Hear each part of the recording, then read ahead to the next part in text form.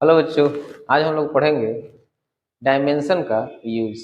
तो देखते हैं क्या क्या डायमेंशन का यूज है। मेनली हम लोग डायमेंशन का चार यूज हम लोग यहाँ पर देखेंगे। पहला, किसी भौतिक समीकरण की शुद्धता की जांच करना, मतलब कोई इक्वेशन जो है वो सही है या गलत है, इसको हम लोग डायमेंशन के सहायता से चेक कर सकते हैं। डिटेल आगे देखेंगे, पहले बारे में समझें। और दूसरा, एक यूनिट को दूसरे यूनिट में हम लोग चेंज कर सकते हैं, टू चेंज ए। तीसरा जो है वह तीसरा है कि हम लोग कोई फिजिकल रिलेशन ला सकते हैं। और चौथा है कि अगर डायमेंशन पता हो तो हम लोग निकाल सकते हैं उसका यूनिट।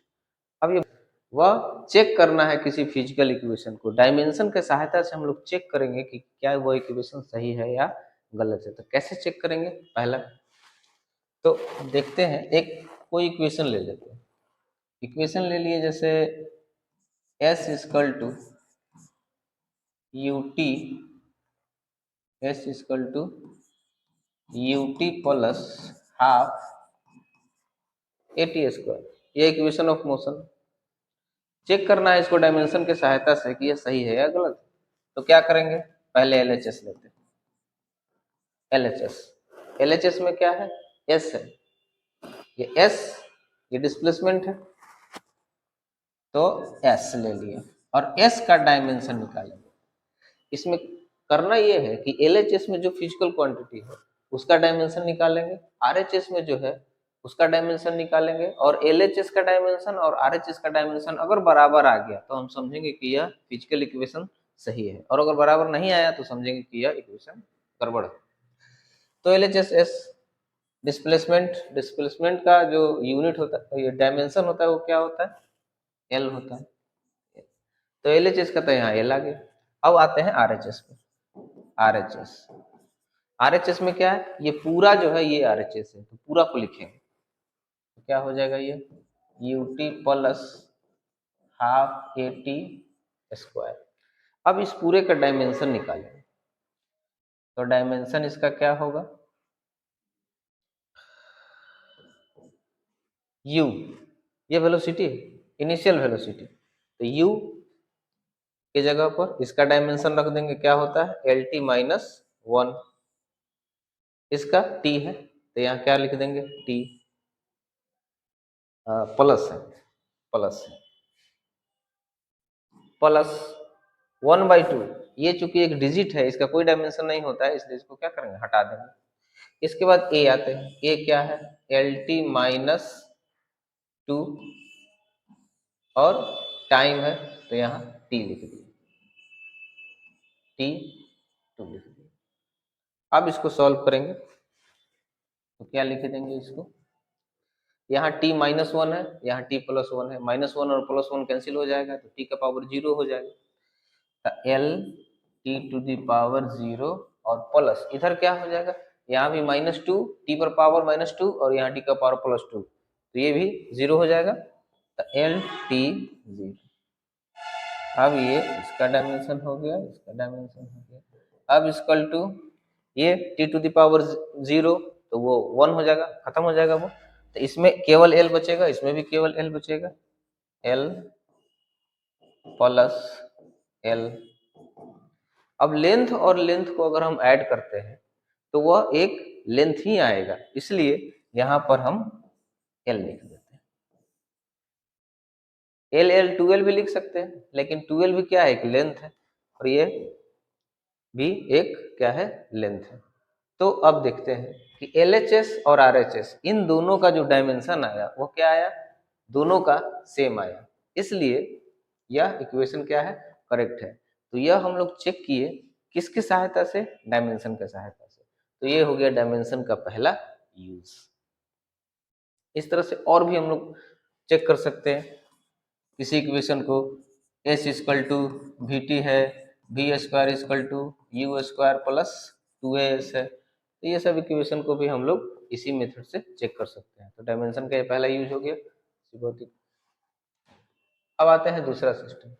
एक पद्धति के मात्रा को दूसरे पद्धति की मात्रा में बदलना, मतलब कि यहाँ देखें कि ये हम लिखते हैं कि 5 मीटर और यहाँ लिख दिए 500 सेंटीमीटर, ये दोनों बराबर है। अब देखिए यहाँ 500 के बराबर नहीं है और यहाँ मीटर सेंटीमीटर के बराबर भी नहीं है, लेकिन 5 मीटर और 500 मीटर ये दोनों आपस में क्या है, बराबर है। तो ये कैसे हो गया, यह दूसरे सिस्टम में है और यह दूसरे सिस्टम में।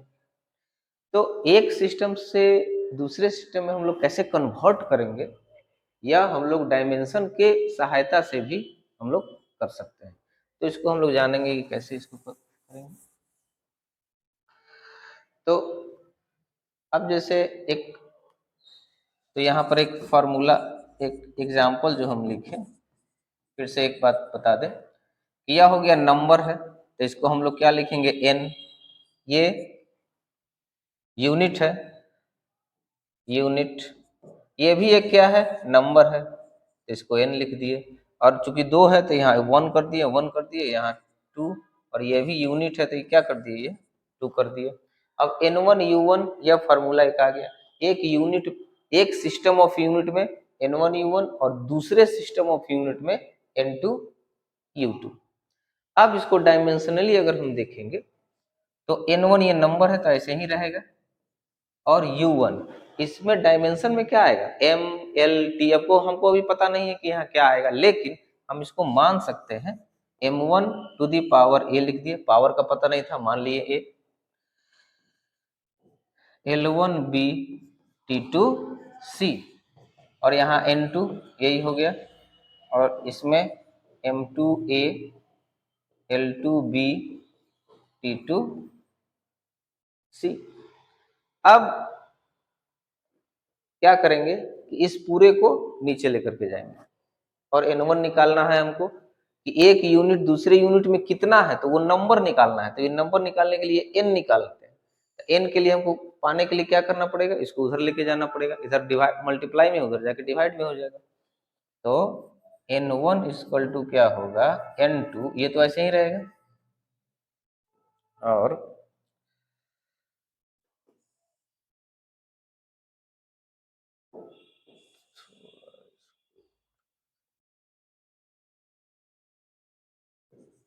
m to the power a l to the power b t to the power c divided by क्या हो जाएगा, m to the power a l1 b t1 c। अब n1 इक्वल टू n2, एक formula आ गया, m वाले को एक साथ लिख ले, l वाले को एक साथ, और t वाले को एक साथ लिख लेते, तो क्या मिलेगा हमको, m2 by m1 to the power a l2 by l1 to the power b t2 by t1 to the power c। ये जो फॉर्मूला है, इस फॉर्मूला के सहायता से हम लोग एक यूनिट, एक सिस्टम ऑफ यूनिट को दूसरे सिस्टम में हम लोग क्या करेंगे, चेंज करेंगे। अब इसके लिए क्या है, एक एग्जांपल लेते हैं, ये क्वेश्चन है, ये एक एग्जांपल है कि 1 न्यूटन को बदलना है डाइन में। 1 न्यूटन क्या होता है, फोर्स, ऐसा यूनिट में, या 1 न्यूटन है, तो सीजीएस सिस्टम में इसका क्या वैल्यू होगा, 1 न्यूटन इक्वल टू कितना मान होगा सीजीएस में, वो निकालना है। किसके सहायता से, डायमेंशन के सहायता से, और किस फॉर्मूला से, इस फॉर्मूला कि 1 newton equal to what dyne. ये हमारा क्वेश्चन है। तो अब क्या करेंगे कि सबसे पहले देखेंगे कि हमको कन्वर्ट किसको करना है। यह न्यूटन है, मतलब कि फोर्स है, तो फोर्स का डायमेंशन लिखेंगे।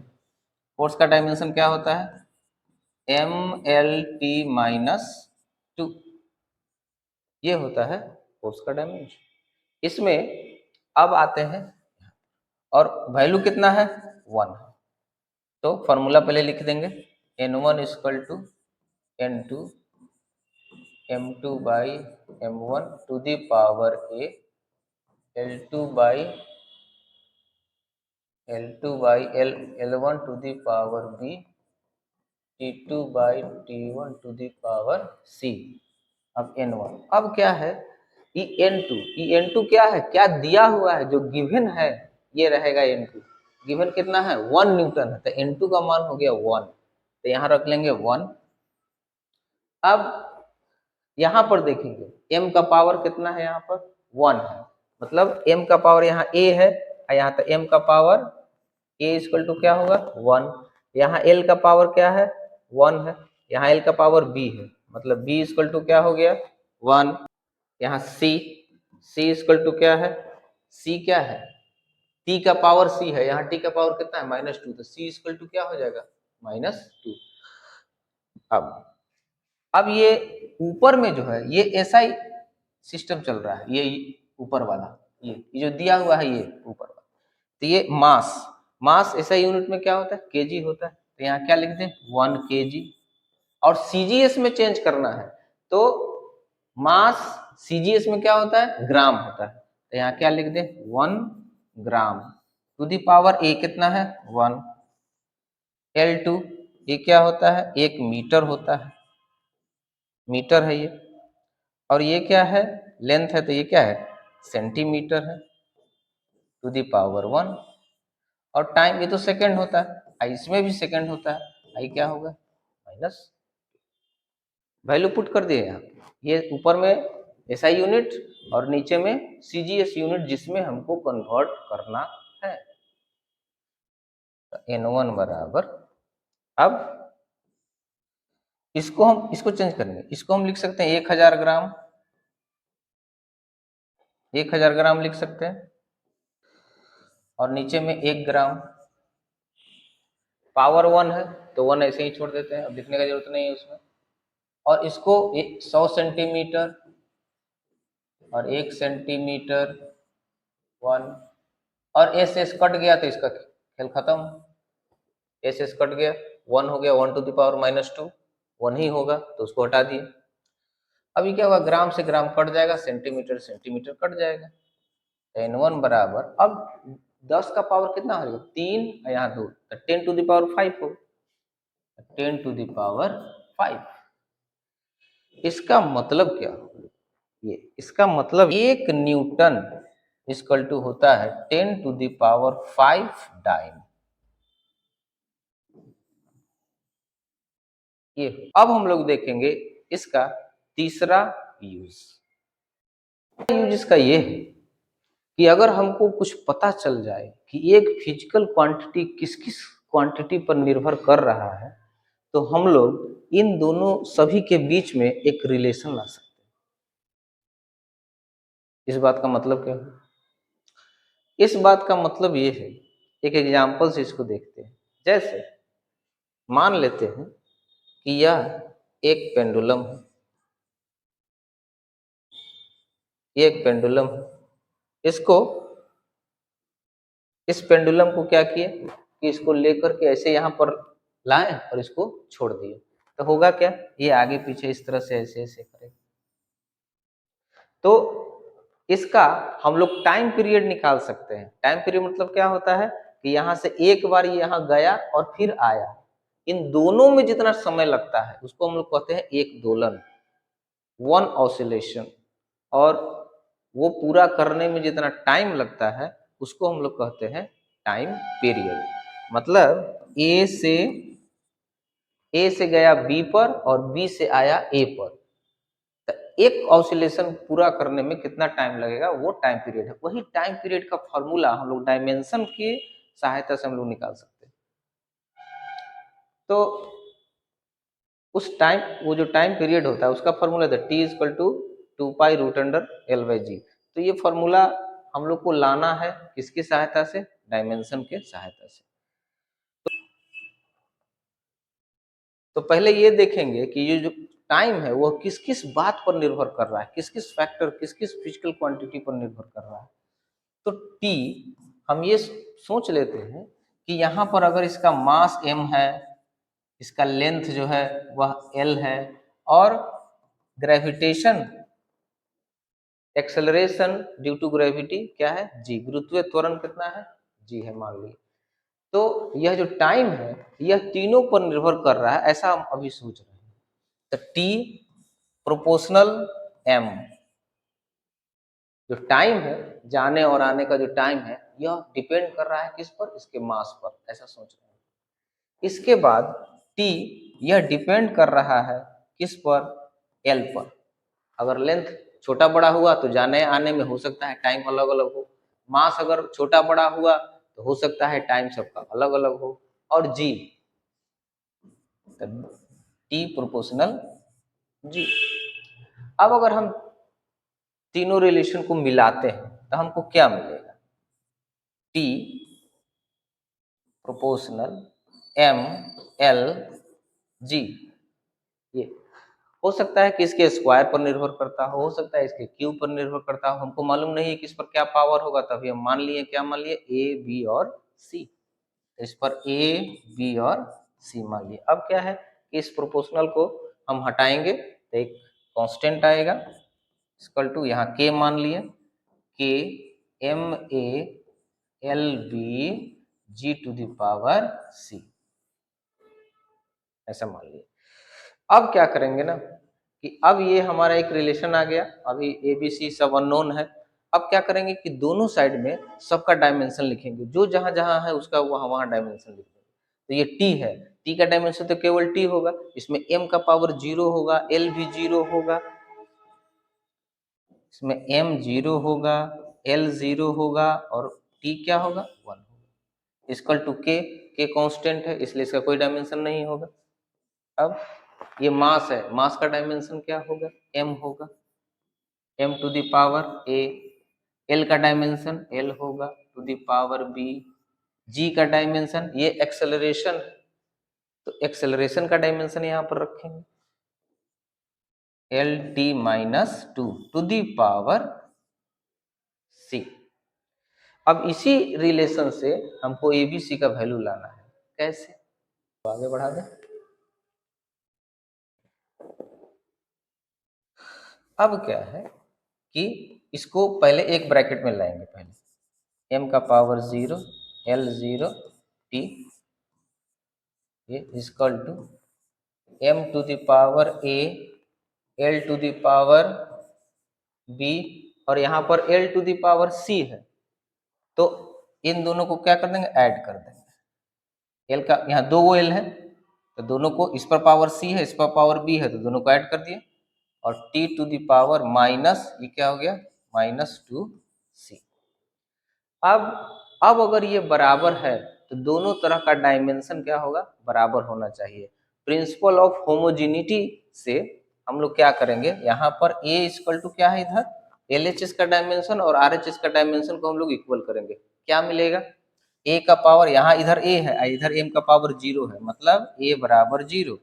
यहाँ l का पावर कितना है, b प्लस c है, इधर l का पावर कितना है, 0 है, तो इसको इक्वेट कर दिए, पावर को इक्वेट कर रहा है। और t इधर क्या है, माइनस 2c है, और इधर क्या है, t का पावर कितना है, 1। अब a इक्वल टू 0, ये इक्वल टू 0, ये तो हमको यही मिल गया, और यहाँ से c इक्वल टू क्या हो गया, माइनस 1/2। अब क्या करेंगे, c का वैल्यू इसमें पुट कर देंगे तो b का वैल्यू निकल जाएगा, तो क्या है, b plus c equal to क्या है, 0 है, तो b प्लस सी के जगह पर माइनस 1/2 करके 0 कर देंगे, अब b इक्वल टू माइनस उधर जाके क्या हो जाएगा, प्लस हो जाएगा। अब हमारे पास आ गया a का वैल्यू, b का वैल्यू और c का वैल्यू। अब क्या करेंगे कि हम लोग पुट करेंगे, किस में पुट करेंगे, ये जो इक्वेशन आया था हमारा, ये इसको हम इक्वेशन मान लिए, इसको इक्वेशन क्या मान लिए है, इसको इक्वेशन 1 मान लेंगे, और इक्वेशन 1 में ए बी और सी का वैल्यू पुट करेंगे, और तब देखेंगे कि टी कितना आता है। तो आगे बढ़ा दें, तो टी इक्वल टू क्या है, इक्वेशन 1 के m to the power a l to the power b g to the power c, t equal to k m to the power 0 l to the power b का value क्या आया है 1/2, जी का value क्या आया है जी to the power मतलब सी का वैल्यू क्या आया -1/2 equal to k m to the power 0, ये तो खत्म हो गया 1 हो गया, हटा देंगे इसको, और एल डिवाइडेड बाई एल का पावर 1/2 और ये माइनस पावर है नीचे आ जाएगा तो ये प्लस हो जाएगा जी टू दी 1/2। अब इस दोनों पर एक ही पावर है तो एक ही ब्रैकेट में इसको ले लेते हैं, तो टी इक्वल टू क्या होता है के एल बाई जी 1/2 और बराबर के एल बाई जी पावर 1/2 है, पावर 1/2 का मतलब क्या होता है रूट अंडर, तो एल बाई जी का क्या हो जाएगा ये रूट अंडर ये आया, और यहाँ के का जो वैल्यू होता है वह होता है 2 पाई खैर के l by g root under ये आ गया, यहाँ से आ गया 2 pi root under l by g. तो फाइनली हमको ये फॉर्मूला मिल गया, क्या फॉर्मूला मिल गया t equal to 2 pi root under l by g, यह टाइम पीरियड का फॉर्मूला आ गया। अब टाइम पीरियड का जो फॉर्मूला है ये किसके सहायता से है डायमेंशन के सहायता से, तो यह भी एक डायमेंशन का यूज है। अगला और लास्ट देखेंगे ये कि अगर हमको पता है किसी का डायमेंशन तो उससे उसका यूनिट भी हम लोग निकाल सकते हैं, कैसे देखेंगे। जैसे ये फॉर्मूला होता है F G m1 m2 by R square, ये ग्रेविटेशन में आगे भी हम लोग पढ़ेंगे। तो इसमें इस g का हम लोग निकालेंगे पहले डायमेंशन और तब उसका यूनिट निकालेंगे। तो डायमेंशन यहाँ से क्या होगा पहले g का फॉर्मूला निकाल लें, ये क्रॉस हो जाएगा F R square divided by m1 m2 बराबर, अब इसका यूनिट देख इसका पहले डायमेंशन देख ले, डायमेंशन क्या होगा इसका f, इसको इधर लिख लेते हैं एफ का डायमेंशन एम एल टी -2 और ये आर है, आर क्या होता है डिस्टेंस, डिस्टेंस क्या हो जाएगा L2 डिवाइडेड बाई यहाँ मास है ये भी मास है तो मास का हो जाएगा m, आई भी मास का क्या हो जाएगा m हो जाएगा। अब क्या g इक्वल टू देखिए एक m से एक m कैंसिल हो जाएगा एक m और एक m जो बचेगा वो ऊपर जाएगा तो पावर कितना हो जाएगा, अभी यहाँ पर नीचे 1 है तो ऊपर जाके -1 हो जाएगा तो m टू दी पावर -1 हो जाएगा, l कितना हो जाएगा 2 और 1 तो l का पावर कितना हो जाएगा 3 हो जाएगा, और ये t कितना हो गया t तो वैसे ही रह जाएगा -2। तो ये जो हुआ g का, तो अभी g का डायमेंशन ये हो गया। अब इस डायमेंशन के सहायता से हम लोग निकालेंगे यूनिट, कैसे ये देखिए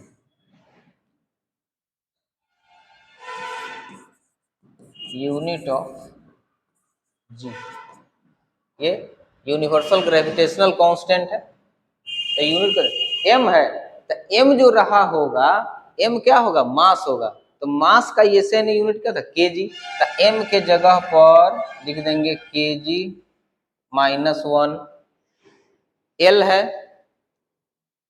तो l क्या होगा मीटर होगा, लेंथ है तो मीटर होगा तो ये हो जाएगा 3, आई टी क्या होगा सेकेंड होगा तो सेकेंड टू द पावर -2। अब इसी को सेट करके लिख देंगे मीटर क्यूब, और माइनस पावर जो है वो सब नीचे चला जाएगा प्लस हो जाएगा KG second square metre cube प्रति केजी सेकेंड स्क्वायर। तो ये जो यूनिट आया जी का, जी क्या है ग्रेविटेशनल यूनिवर्सल कांस्टेंट है, इसका हम लोग यूनिट यहाँ पर निकाल लिए किसके सहायता से डायमेंशन के सहायता से। तो ये सब जो है ये डायमेंशन का यूज है। बस अभी के लिए इतना ही, फिर आगे हम लोग देखेंगे इस पर कुछ क्वेश्चन। तब तक के लिए ऑल द बेस्ट।